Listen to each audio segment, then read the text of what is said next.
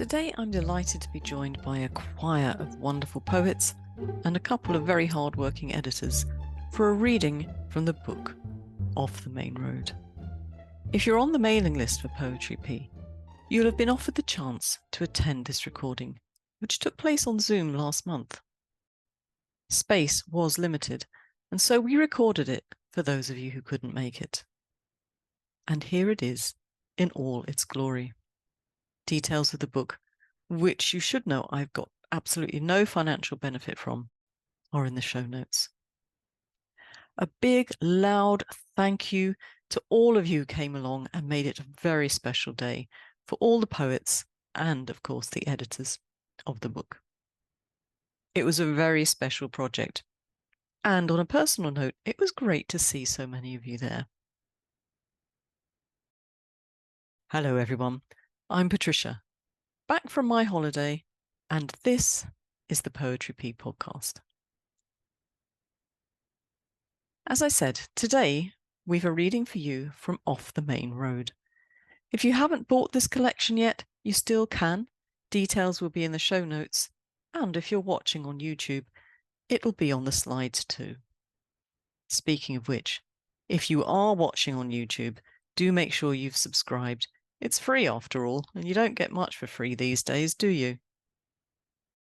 And of course, if you could do me the favour of liking the video and maybe even put a comment. It's always lovely to see what you're thinking. For those of you listening on audio, you can leave me a review too, on whatever podcast platform you're listening on. Or maybe just send me an email. Let me know how I'm doing. And perhaps tell me what else you'd like to see me do. Anyway, going back to the reading, you'll remember that David Jacobs came along to tell us about this collection and invite us to submit. Well, more specifically, invite you to submit. And now it's done. I was highly honoured when he and his co-editor, Andrew Shimield, asked me to launch the book at Poetry P. I do have a copy. It's a cracking read, and I especially like that I can read the voices of 6 poets in the one book.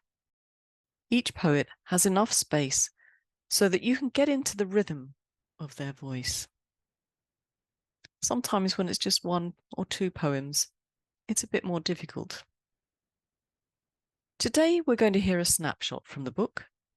Some of the poets were unable to make it, but David, Andrew, and I read their work, and we can enjoy the poetry of John Pappas and Nick Hoffman as read by them. Now, before we head off to the main road, let's give you a couple of reminders. You really, really need to be on our mailing list, not just because you get chances to hear poets read firsthand and chat to them, but in the very, very near future, we'll have a very special invitation to take part in something you won't want to miss. Do please sign up on the website. It's really simple to do. And of course, tell your haiku poet friends. They won't want to miss it either. Poetry P does have a membership scheme, details in the show notes, with a lot of other things. This offers you special benefits and allows us to offer the podcast free of charge. I do hope you can join up, or maybe buy us a coffee. You can do that via the website too. Last, but definitely not least, in more exciting news, Poetry P will be going to print again. This time with our very first journal of haibun. We've called it Tendrils. Shane came up with the name. You can tell we're staying on a P theme. If you're listening in real time, May 2024, and didn't get your haibun accepted by us in March of April of this year, you do have another chance. You can send us haibun this month. Your deadline, and we're very strict about this, is the 31st of May, and you'll get a reply by the end of June. You too can be part of this exciting new venture at Poetry P. Now, enough of me. Let's go and experience the launch of Off the Main Road. I hope you'll feel it's like you were almost there yourself. Enjoy. As you may know, Poetry P is honoured to host the launch of the haiku collection Off the Main Road, with its editors David Jacobs and Andrew Shimield, both of whom have been on the podcast before. David came along to talk about the search for the poets that he wanted, or that they wanted to include in the collection. You may not have heard that, so I thought before we get to the reading, I'd invite them along for a quiet chat to tell you a little bit about Off the Main Road. David, Andrew, welcome back to the podcast. How do you feel now your baby's ready to launch? Excited, yeah. Yeah, it's been great fun to do the project, and we're very happy with the result, and we're excited about how it's going to fare in the public's eye. You excited too, David? Absolutely, yeah. No, we're I mean, no, it's a challenge. I mean, I see it's quite a challenge to particularly as regards the sales of it. It'd be really nice to do very well on that side. But yeah, it's been a lot of fun. I mean, and certainly reading all the work that we needed to read has been been illuminating, and I'm almost think it improves my own writing to read everyone else's. Do you know, I find that as well. So let's pretend we know nothing about the project, and you can tell us about Off the Main Road.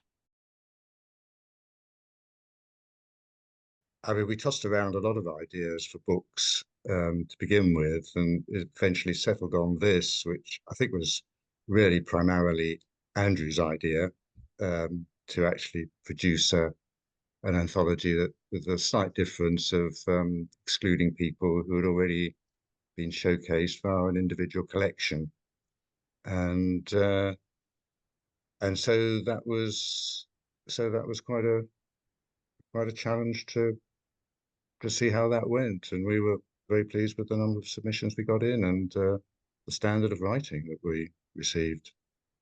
I mean, it was an adventure for us. It was, but yeah, thoroughly enjoyable. What about you, Andrew? What comments do you have to make on the process? Well, just on the creation of the book, right, the actual subject matter we came up with. For me, I thought, when I'm reading journals and I see poems by poets, and you get to like poets, and you feel you get to know poets, but in the journals you're seeing like one or two of their poems, and then every 3 or 4 months. And I thought, wouldn't it be nice to see a collection of this person's work? Because I like their poems. I only get like 1 or 2, as I say, every 3 or 4 months. To see a body of their work would be a worthwhile thing. And then I thought, well, they quite possibly could have published their own collection anyway, so it might be available. But then there are a large number of very good poets that we see in the journals that have not published their own book. So that was where this idea really came from. Go along with all that, and I think one of the other most enjoyable things was the reaction we had from poets who seemed to think this was one of the best projects they'd ever come across. I mean, they were really the enthusiasm seemed to be very genuine, and they sort of congratulated us for, I don't know, having the nerve to do something like this. And generally, I certainly, replied as quickly as I could to just about everything, all the inquiries that came in. And people seem to be very grateful for that. They seem to be almost surprised at the speed of which I sort of answered questions, and Andrew answered questions, and I thought that was a very satisfying reaction, I think. And I wondered, surprised me a bit. I wondered, both of you maybe have thoughts on this. You only took 6 poets in the end. I mean, only, that's quite a considerable number of poets for an anthology such as this. But there will be a lot of people that you were not able to take. I'm wondering if you would take on this project again. That's a conversation yet to be had. Fair enough. Okay, Yeah, yeah, we'll move on I then. think we'll bask in the glory of our current endeavour for a little while. yeah, yeah. Have a bit of a rest, and yeah, See I mean, see what the happens. idea, yeah. the idea, which, well, we think it's been worthwhile. If the general opinion is that this has been a worthwhile endeavour and that it should be done again, I hope it will be done again. Whether it will be done again by me and David, I don't know. Quite another thing. Well, thank you very much for that insight. And I have a little message from Kim Richardson, your publisher at Alba Publishing, and he wanted to let you know that he's very happy to have been part of the team bringing this lovely anthology into being. He says, obviously, David and Andrew, you did all the work, but he had the pleasure of having the Alban name on the book. And speaking of publishing and publishers, could be a good time to tell us, how do we get hold of the book? From our little webpage, which is set up, and taking payments via PayPal or credit card or payment card, 24 hours a day. Jolly good. It's just as well, because our little community is all over the world and you need that. So I'll make sure that information is on the show notes and anyone can go to the website and find out. Thank you both very much for spending a little bit more time with me. I know we've done a lot of work on this project, but it's great to talk to you again. Thank you. All right. Thanks very much. Thank you. Thanks, Patricia. Thank you all very much for coming along and spending some time with us this evening to launch the poetry collection Off the Main Road. And the Poetry Pea podcast is really, honestly, highly honoured to host this event. I'm just a facilitator. David and Andrew are going to be the hosts, and we're going to hear poetry from Meera Rehm, David Weston, Ann Conley, Steve Black, John Pappas, and Nick Hoffman. So Meera, it's the first of our featured poets. She's unfortunately not going to be here tonight, but she was born and raised in Kathmandu in Nepal, but now she lives in England, or in Oxfordshire to be precise. I think her work seems to have really come into prominence in the last few years, and also she seems to have benefited well from participating in various internet haiku groups, which is always, I think, I know that I think my work has benefited from being in the London haiku group. She is a keen student of Zen Buddhism, and she also cited this as where she first encountered and set forth on the haiku path. So I think at this moment, I will hand you over to Patricia to read some of her work. I'm very honoured to be reading Meera's work. She does contribute to Poetry Pea, so I am familiar with it. And I'm going to start by reading this one. Where Nobody Bothers, Wildflowers. Where Nobody Bothers, Wildflowers. And if any of you are familiar with Carla Ramesh's work on the podcast, she very kindly gave us a little lesson on the cut. And I just want to read this one again with that in mind, because she said when we were writing one-line haiku, sometimes the cut can come anywhere and you can make a circle of the poem. So let me show you how it works with this one. So we've done Where Nobody Bothers, Wildflowers, but you could start it in other places. Wildflowers, where nobody bothers. Wildflowers, where nobody bothers. So you can see the circle in that. Spring stream, she lifts the sari just enough. Spring stream, she lifts the sari just enough. Flowering garden, she shows me an empty cocoon. Flowering garden, she shows me an empty cocoon. Nevertheless, a mother, stillborn. Nevertheless, a mother, stillborn. And I'll finish with this one, which again, we can do in a circular movement. It's written like this. Awakening to nothing is forever. Saraswati River. Awakening to nothing is forever. Saraswati River. But if you're making a circle of it, perhaps you could start with this. Saraswati River, awakening to nothing is forever. Thank you, Meera. That was a lovely selection. Of course, you can read more in Off the Main Road.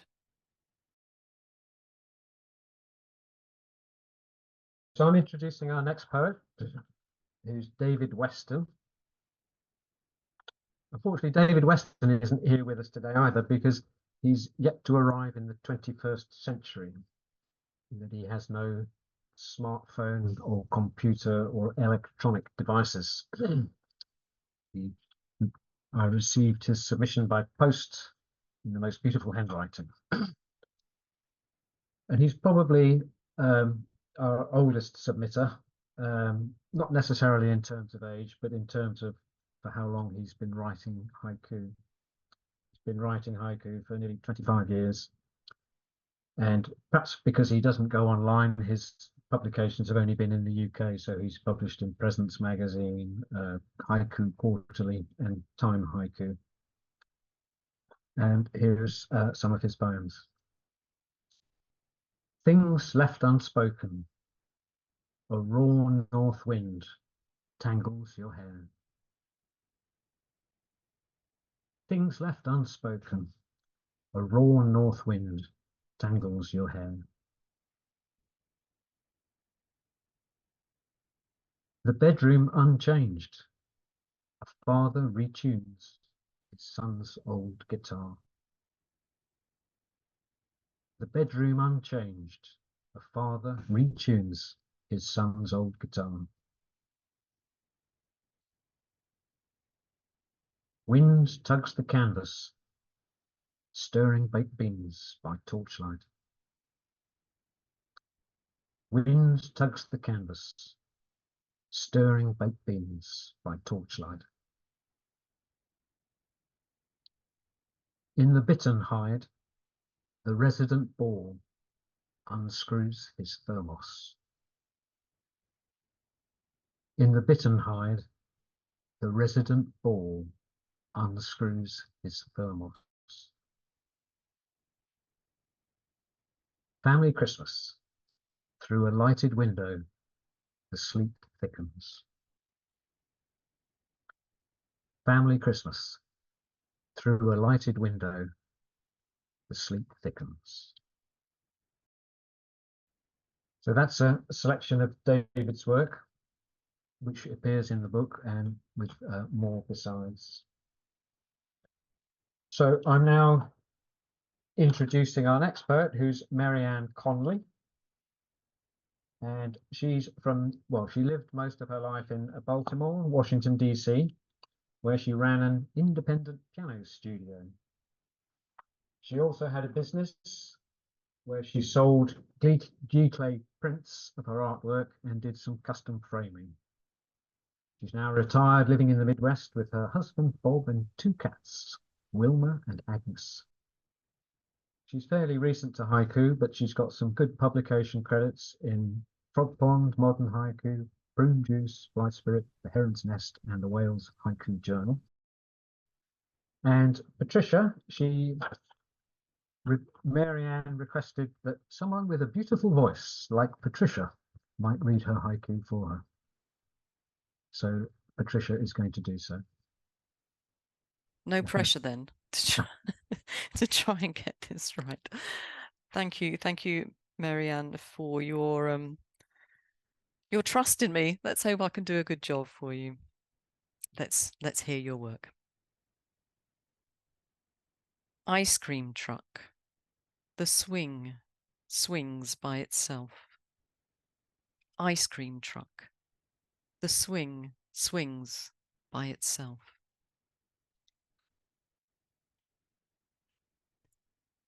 In his book with the door closed. In his book with the door closed. Maple breeze, the silver side of a cloud. Maple breeze, the silver side of a cloud. Hand shadows with a toddler. Every shadow a hand. Hand shadows with a toddler. Every shadow a hand. Sledding on ice, the crisp edge of a full moon. Sledding on ice, the crisp edge of a full moon. And for those of you who weren't here at the beginning, we could well do that here because we've had masses of snow and it's jolly cold, so we could do that tonight, although I don't know what the moon is. So thank you, Mary Ann. I hope I did a good job for you. I really enjoyed reading them, and I'm very intrigued by In His Book with the Door Closed. Perhaps I'm going to have to write to you and find out about that one. Thank you.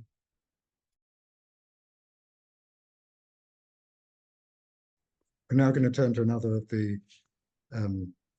the authors, perhaps slightly less known than one or two of the others. Steve Black. He's also not, as I say, not here tonight, but he's one of these writers who I would certainly regard as a one-off. His work is highly original, and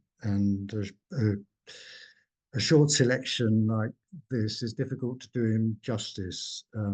So you'll just have to buy the book to obtain maximum benefit. He originated from the southwest of England, and he only began writing haiku relatively recently. And in fact, he started with, he tells me, in 2015 with tanka. So it was after that that he began to turn to haiku and senryū, under the influence of Basho and Morrissey, a few centuries between the two of those, and what he describes as some curious cases in between also influenced him. So you can make of that what you will. He's recently been employed as a road sweeper and a cleaner. And in fact, my own house could do with him right now. But on with the poems and selection that he has chosen for himself. Last View of the Sea, from the Prison Bus, Windsurfer. Last View of the Sea, from the Prison Bus, Windsurfer.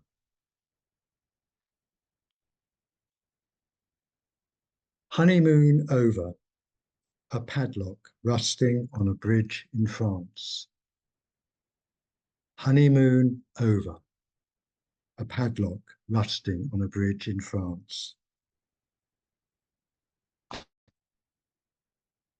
And this next one of my personal favourites. Stag Night. After the stripper, the comic loses the room. Stag Night. After the stripper, the comic loses the room.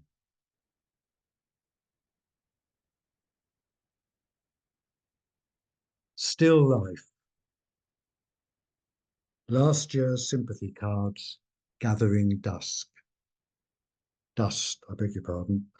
Still life. Last year's sympathy cards, gathering dust. And finally, call to prayer.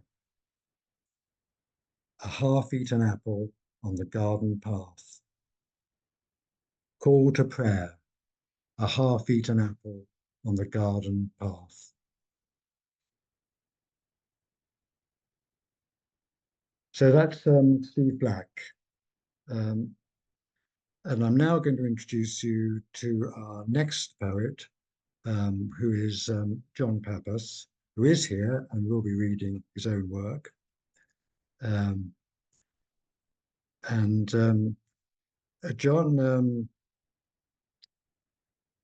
John is doesn't just write haiku and write it successfully, but he combines being a family man with his wife and two daughters, as well as being a literature and a semantics teacher. And he combines that with being a drummer and a lyricist of a punk rock band with whom he has recorded 2 albums. So without more ado, I will hand you over to the multi-talented John Pappas.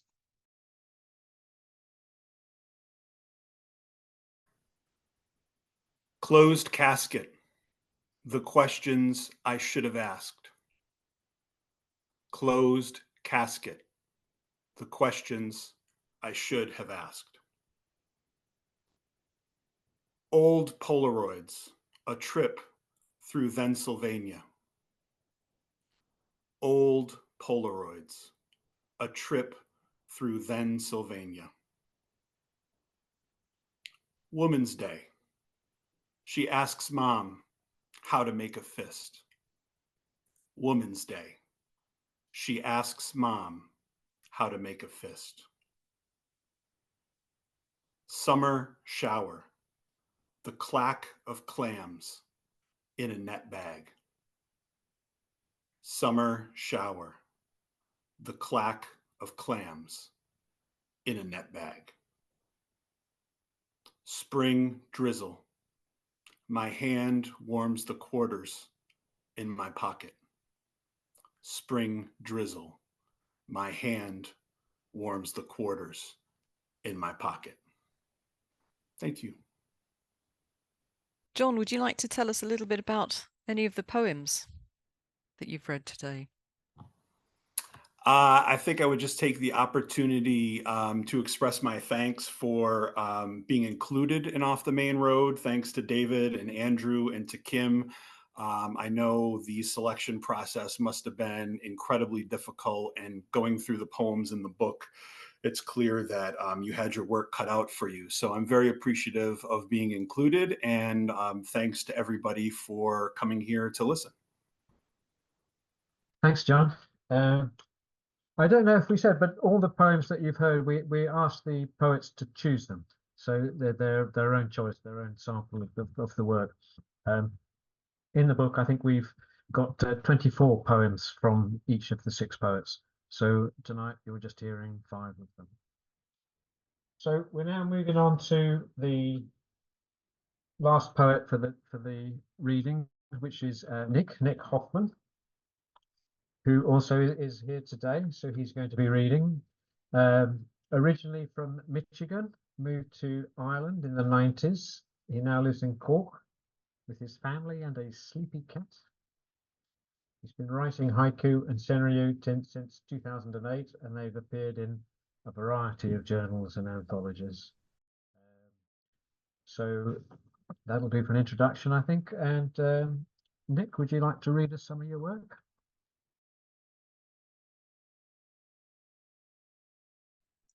Honeysuckle in bloom. She and I take up where we left off.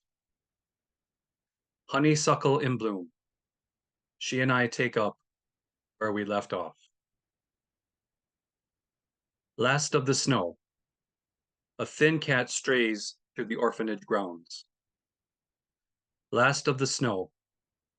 A thin cat strays through the orphanage grounds. Playdate. Snow White helps Batman onto a swing. Playdate. Snow White helps Batman onto a swing. Frost on the fields. The truck hauling pigs turns off the main road. Frost on the fields. The truck hauling pigs turns off the main road. Stone by stone. A girl returns the riverbank to the river.